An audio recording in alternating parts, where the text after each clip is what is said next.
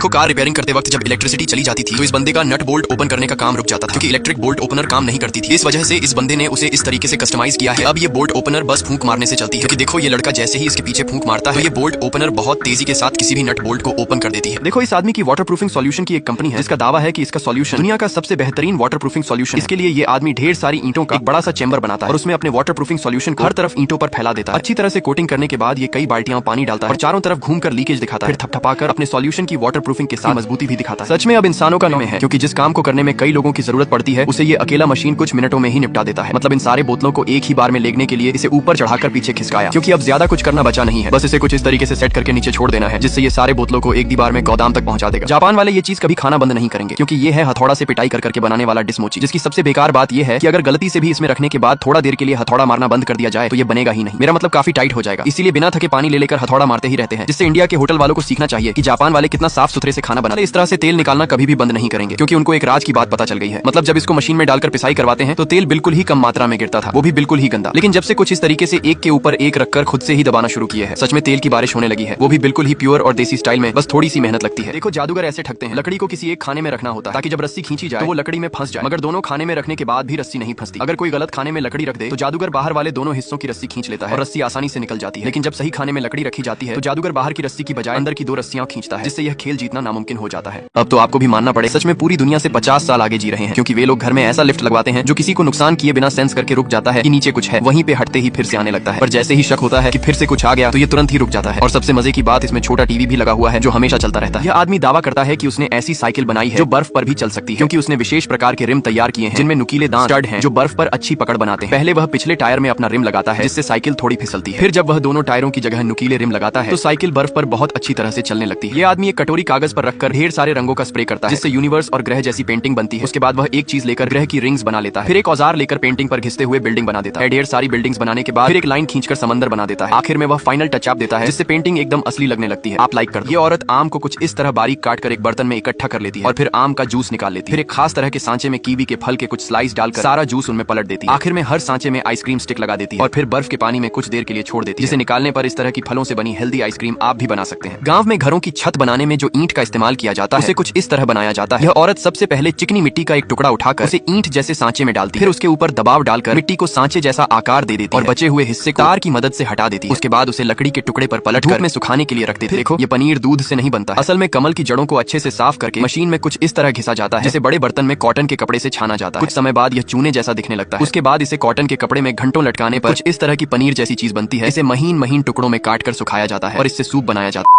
कभी भी इस गजब व्हाट्सएप चैनल को इग्नोर मत करना।